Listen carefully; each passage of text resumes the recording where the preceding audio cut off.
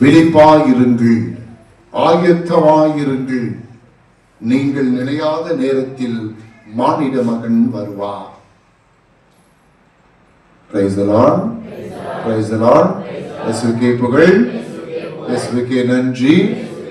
ஹல்லேலூயா, ஹல்லேலூயா. அன்பார்ந்த சகோதர சகோதரிகளே, மீண்டும் ஒரு திருவருகை காலம், மீண்டும் ஒரு கிறிஸ்துமஸ். ஆண்டவர் இயேசு கிறிஸ்துவினுடைய பிறப்பு பெருவிழாவை கொண்டாட இந்த 4 வாரங்களும் நமக்கு தயாரிப்பு நாட்களாக தரப்பட்டு இருக்கிறது. எப்படி தயாரிப்பது, எதற்காக தயாரிப்பது, இதுதான் இந்த 4 வாரங்களும் நாம் சிந்திக்க வேண்டியது. தயாரிப்பு வாழ்க்கையில் மிக முக்கியமானது. தயாரிப்பு மிக மிக முக்கியமானது. ஒவ்வொரு நாளும் நாம் தயார் செய்து கொண்டேதான் இருக்கிறோம். வேலைக்கு போறதுக்கு முன்னாடி எல்லாம் பேக்கப் பண்ணி தயார் பண்றோம். அப்படிதான் பவுடர் வெடிக்காம யாரும் வெளியே வருது. வீட்டுக்கு போய் பார்த்தாலும் உண்மை முகம் தெரியும். வெளியே வந்தீங்கன்னா அது ஒரு மாதிரி பளிச்சுன்னு இருக்கும். அது வேற தயாரிப்பு. தயாரிப்பு வித்தியாசப்படும். வேலைக்கு போனா ஒரு மாதிரி தயாரிப்போம், ஃப்ரெண்ட்ஸை பார்க்க போனா ஒரு மாதிரி தயாரிப்போம். அப்படிதான் சாமி கிட்ட வந்தா வேற மாதிரி தயாரிப்பு இருக்கும். தயாரிப்பு எதை பொறுத்தது என்றால் யாரை சந்திக்கிறோம் என்பதை பொறுத்தான் தயாரிப்பு மாறும். அதே மாதிரி நமது வீட்டுக்கு ஒருவர் வருகிறார் என்றால் தயாரிப்பு இருக்கும்.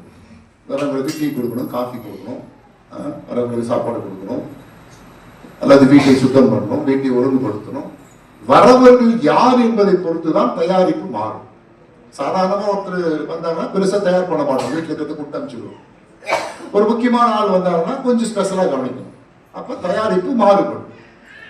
சோ தயாரிப்பு என்பது நான் யாரை சந்திக்கிறேன் அல்லது என்னை சந்திக்க யார் வருகிறார்கள் என்பதை பொறுத்து மாறும்.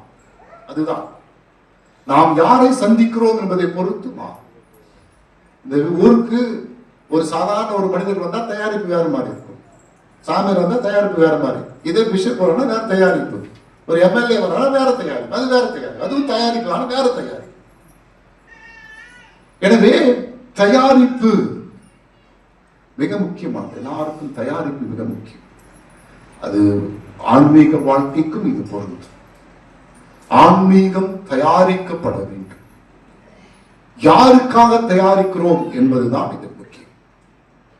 யாரை நாம் சந்திக்கிறோம் என்பதுதான் முக்கியம்.